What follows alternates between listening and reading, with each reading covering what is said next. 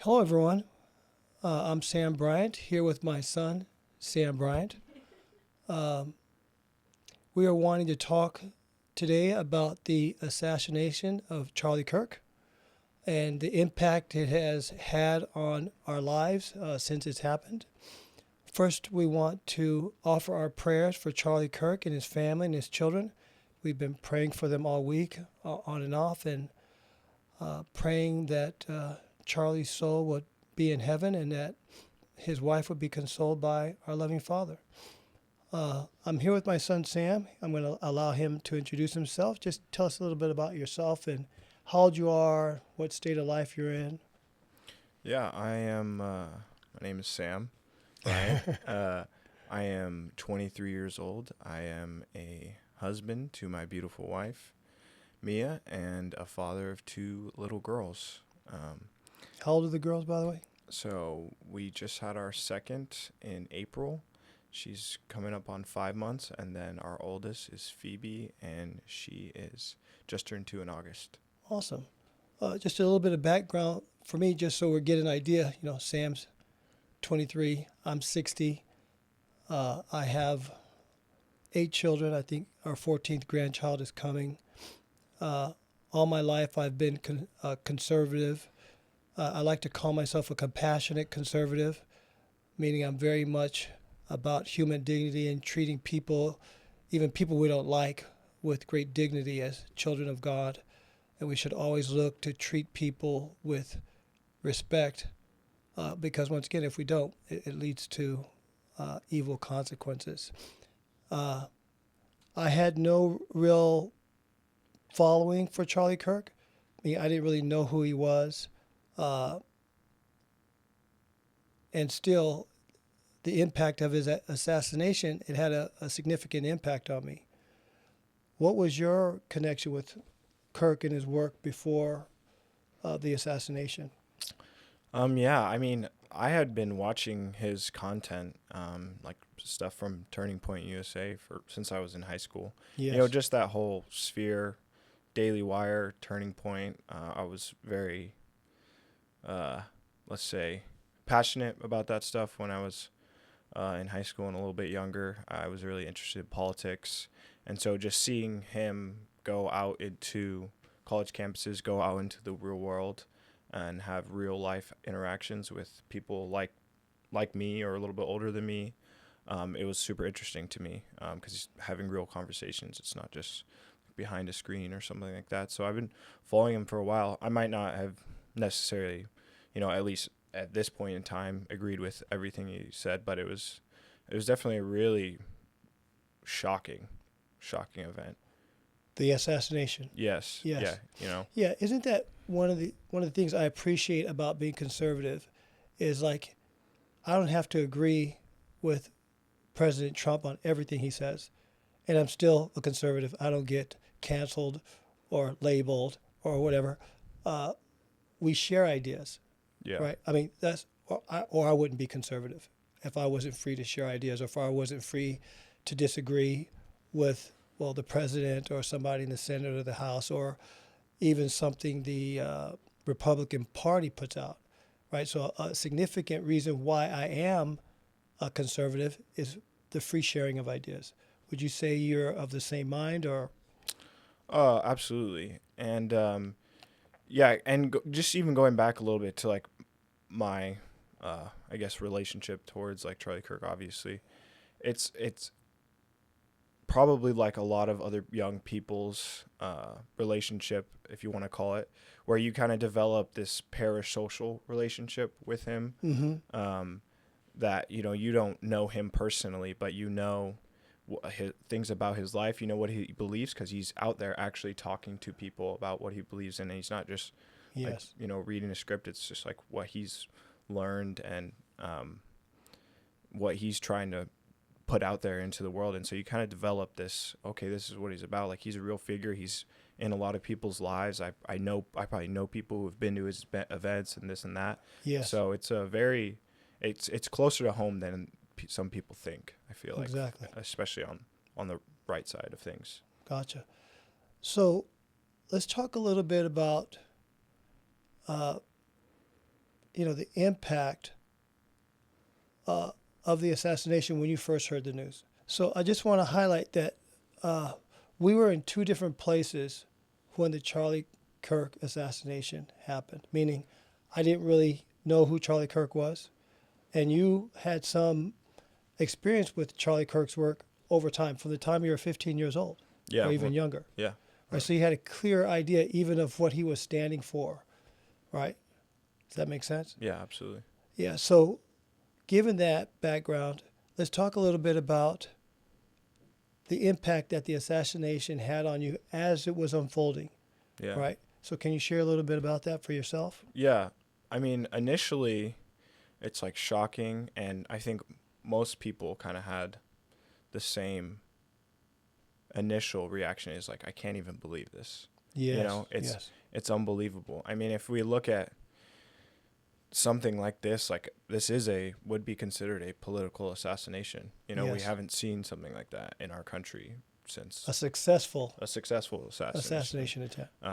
Since the 1968, when Martin Luther King was assassinated, and then later that year, Bobby Kennedy. So it was surreal, very Yes. surreal. I was working and I had to take a break. I had a lot to do, and I feel like I couldn't function. I had to just Wow. like sit there and like, wow, what is going on? Just like, it was like a frenzy, texting everyone. Has he passed? What's going on? Yes. And then learning that he passed, it was just scary. It was like, okay, Yeah. these are the times we are living in, Yeah. you know? Yeah. Even as you talk about it, it's really interesting. I'm extremely emotional right now. I don't even know why. But I had a similar kind of experience, and I don't even know Kirk or his family. But the thought, oh my gosh, a civilian was shot for some reason, had a significant emotional impact on me. And then over time, I started to think, oh my gosh, was his wife and family there? Yeah. Right? And I think in the end, they were there. Yeah, I believe so. Right? So being a husband and a father, I think that impacted to some degree the impact the assassination had on me in that way. But there seemed to be something for me deeper, right? Like there was a kind of a confusion, a kind of a cloud, like something was beginning, right? I couldn't quite put it into words. But I think for me, it came back to, well, this touches me to my core because I feel like Charlie Kirk is like me. He's a citizen. He's not a politician. And I feel like after years, in some degree, of being kind of bullied to believe things that I don't believe as a Catholic, right? This whole idea of cancel culture, people being fired from their jobs for having Judeo-Christian beliefs and speaking those out loud. For me, it was kind of like, well, if we can't bully you into being quiet, well, now we've gone a step further, right? We can take your life. And I was even thinking, earlier this year when I can't think of his name, the head of Tesla, Elon Musk. When he was supporting the president, people came out and were burning cars and attacking people who were driving Teslas, right? So it's clear there's this level of violence. If you break ranks with us, we are free to commit violence against you in some way, shape, or form. I think all these thoughts were kind of coalescing in me as I was following the story. As it developed, what was happening for you as time went on, as you found out that Kirk was actually passed away, deceased? Yeah, I mean, as time went on a little bit, I definitely wanted to know, like, okay, what is this motivated by? Like, why is this happening? I had the same thing. What is this motivated by? And then, honestly, as like time has progressed, I'm even moving away from that because I think the why is less important. Wow. Okay. I really do think the why is less important. I don't want to like play into any conspiracy theories or anything, but say it was coordinated. I mean, we had obviously the person who did it, the suspect, he's apprehended, but like maybe it was coordinated, or maybe it was just someone who had gone off the deep end and gone into the wrong groups and these hate groups and developed this plan all on his own. I mean, either way, it is a clear problem, that people Absolutely. are being Yes. silent. So it almost doesn't even matter Yeah, as much. all The that other motive stuff is not. doesn't matter. It's almost Yes. as not as important, because this has happened. He is gone. Yes. He is. This person who took his life has left 2 kids without a father, and Absolutely. a wife without a husband. And Absolutely. that's the problem here. It's not even as important why it happened. It's like, okay, these things are happening. Exactly. Why are these things happening in our country Yeah. right now? Yeah. As things progress for me, and once again, the thought of his wife being there, and the children, and that this very public thing happened that is destroying the life, not destroying because they're a resilient family, a faith-based family. So they're going to have the power and the support to move on. But still, to see the humanness of it, and to hear people applaud it, that was another level of distress or kind of angst that created in me. What was the impact to you on hearing people cheer, or is that the right word? Maybe cheer or celebrate this American husband and father being assassinated? Yeah. Well, I mean, anyone who looks at this situation and is not, filled with some sorrow, mourning, and looks at people celebrating that and is not disgusted, you have some serious internal reflection that needs to be done. Yeah. And I think the easy thing to do, as someone who might be more right-leaning, or if you consider yourself conservative, the easy thing to do is be like, man, those people on the left, they've gone too far. This is yes. it's them. They are the problem.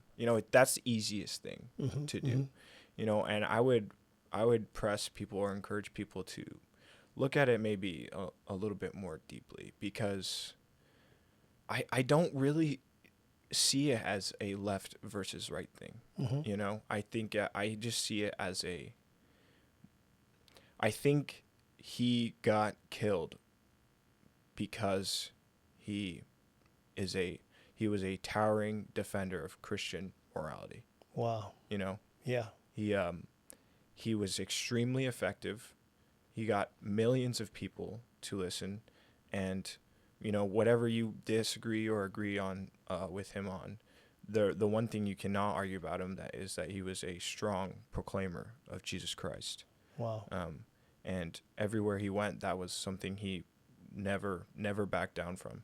So if we look at it through that lens, so a lens of good and evil. It's a lens of good and evil. Okay. And it is not a lens of left versus right. Because if you play into that, the people who do have more power in this country, who do maybe not necessarily have good intentions, maybe people who are corrupt in government, or, billionaire tech companies, whatever it may be, they and the devil want us to look at it as left versus right. Divide and conquer. Yes, they want it to be, okay, if you're on the other side, you are my enemy.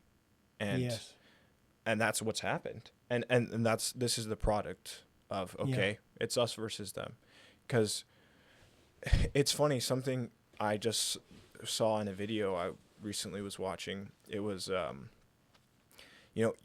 me as a more conservative person, I have more in common with someone on the left than I do with like a billionaire or maybe a media executive who play into these agendas to divide people.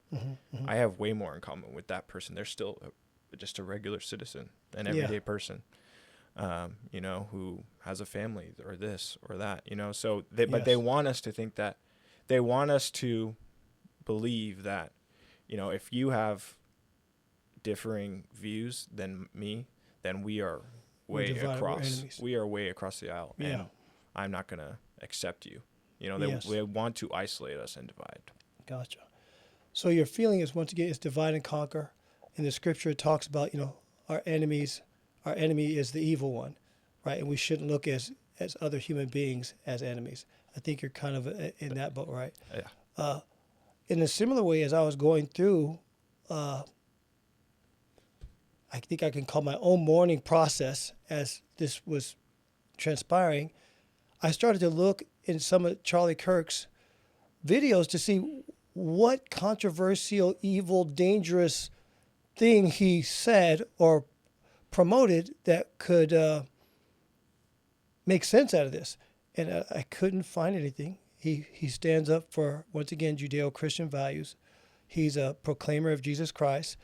I watched him be mistreated in public and treat people extremely kindly. He had this dream of restoring the American family. Just that itself, his dream of restoring the American family, I had no idea of the depth of his work, the diversity of his work, not just political, but Christian. His desire to lift all people up, right? So they could share in the good things that the Lord had done for him, right? He wanted to take all that goodness that the Lord had poured into him and pour it out to other people. This is just me gleaning. Right? Because once again, I had not followed him. So for me, it became even more evident that this assassination was, evil, right? And it feels like there's a change, a tidal wave coming. I think it's important that all of us, all people of goodwill, really reflect on what's going on inside of them. And that's a part of the reason why I wanted to have this conversation, is to really share the anxiety, right, that I have, that I think a lot of Americans have. I even heard, I think President Trump said, I'm sad and I'm angry. I think those are two significant feelings a lot of people are having. There's a sadness, there's a sense of overwhelm, right? Maybe even a sense of helplessness, like, oh my gosh, how could this possibly happen? Yeah. And I think it's important for us to really take our anger, right, and really reflect on it, because if we let that anger turn into wrath, rage, or revenge, well, then that's the snare of the evil one. Yes. Right? But to be justly angry that this American citizen, proclaimer of Christ, proclaimer of conservative values, is assassinated, that's extremely unjust, right? And it's meant in some way, shape, or form to silence people, right? To get regular people like me and you to say, no, it's too scary for you to be conservative. It's not worth it, right? I'm not going to put myself out there and proclaim the truth that the Lord has given us, right? What are your thoughts about that? Yeah, I would say, like, before anything, almost it's an attack on free speech. Yes. It's an attack. He also got assassinated because he was exercising his free speech. And like you said earlier, he was effective. And I really consider him a Pauline character, St. Paul from the scriptures, right? St. Paul went from location to location. He went into the streets and he met people personally, one-on-one in the streets, and proclaimed the gospel to them. And I look at Kirk's work and I see him as a Pauline character, a heroic, by the way, courageous, Pauline character. I look at his courage, and it really challenges me as a Christian man to really be more bold in my faith. And I think that's what Charlie was able to do, right? He was extremely bold, but not even in a way where he was trying to dominate someone else or put other people down or in any way disrespect other people. He seemed to be extremely respectful of people who had differing views. Did you see that in his work, or? Yeah, I mean, I would consider him a moderate conservative. You know, he Yes, wasn't yes. proposing ideas that are anyone would consider radical or far right. I mean, he was just really defending ideas and Traditional culture ideas from the that were accepted in our country for the majority of our country's history. You know, maybe Exactly. up until 15, 20 years ago, you know, those things were all accepted. You know, that his views on feminism and transgenderism and abortion, exactly. like all those things, they're not radical ideas, you know. So it's But we're definitely made to believe they're radical or disrespectful or yes, somehow limiting other people. yes, and it urges me to, you know, I feel like this is gonna be a wake up call for a lot of people. Yeah. It could, I definitely think this could Do you be feel it's a wake up call for you? in a way, yes, maybe to just get more involved Yes. somehow. And I feel like as a country, we need to get away from this idea that, you know, our one vote in the primary elections, you know, for the president is going to be like what makes the difference, you know? Like we need to vote for Trump, or we need to vote for Kamala or whoever it is, and then things are going to get better for us, you know? I mean, we should try to get away from that and just, okay, how can we make things better in our community? You know, Gotcha. there's local politics. How can we make an effect in my community, the people around me, my family, the things that's going to affect us? Yes. You know, because that's the media like puts out there that you have to go out and vote and we have to do these things so, you know, we will be protected. Our side, our beliefs will be conserved or continued. Yes. That's not very healthy. Okay. You know, I don't think it's very healthy to think You that. think people need to be more invested on the civic level or the level in which they live, in their city, in their town, in their state? People need to be more active in that area, Yes, right? And that's what's going to create change, kind of from the bottom up. I think I hear you say. absolutely. You have to try to control and affect and influence things that are within your own bubble. Gotcha. You know, you Good, can't. good, You're good. not going to be able to control how everybody feels. But if, you know, group by group, we all start aligning ourselves with things that Yeah. are more true and good and beautiful, that's how we change culture as Gotcha. a country. People and it's not talked about very much that like you could go to your city council or you could go Yes. and petition for this and write a letter. It's not really talked about, you know, because Is that something you feel Kirk was espousing?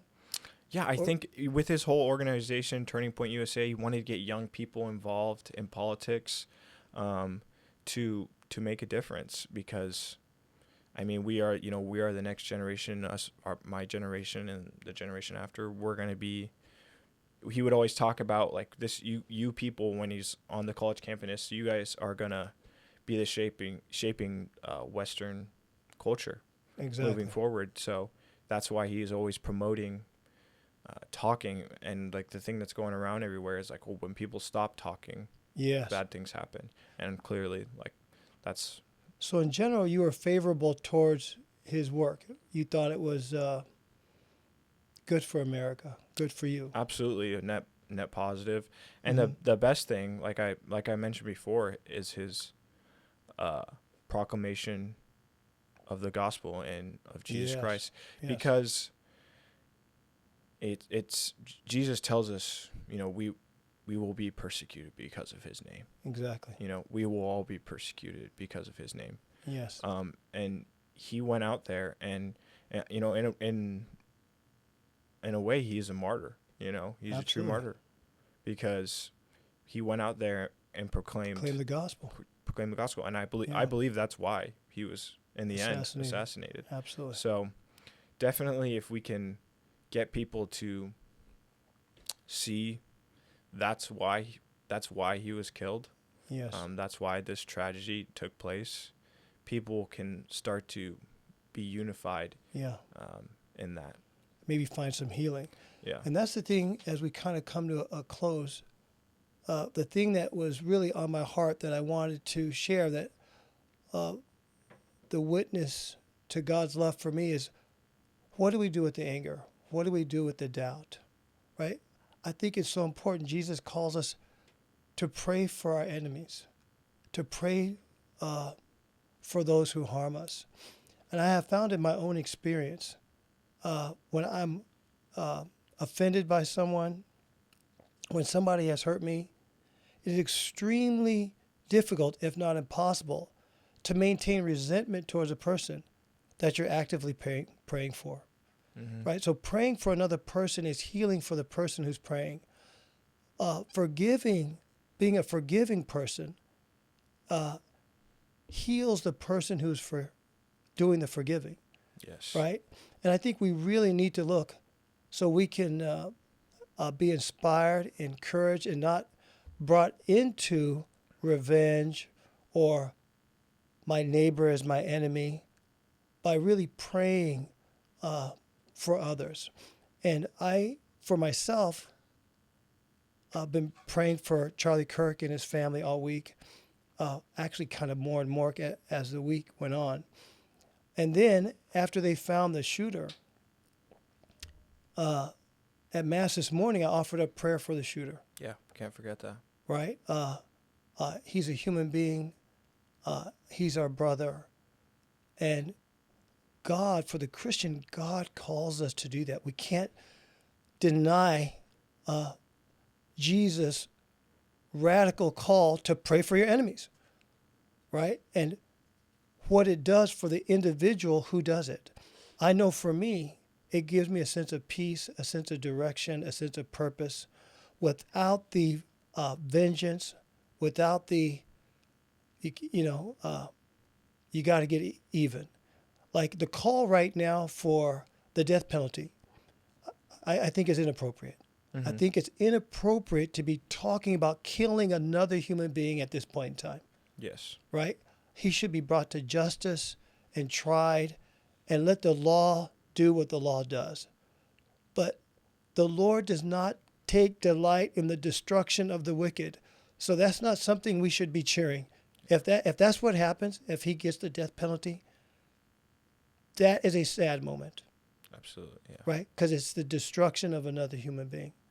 So I think the message is hard, but it's a Christian message. I'm not saying anything contrary to what Jesus Christ has not said in the gospel. And I would really promote that idea, give witness to that idea, and really call people to really reflect on what Jesus might be calling us to do in this very moment. Young Sam, thank you for talking to me. Any closing remarks? Nope. Praise God. God bless everyone watching. God bless Charlie Kirk and his family.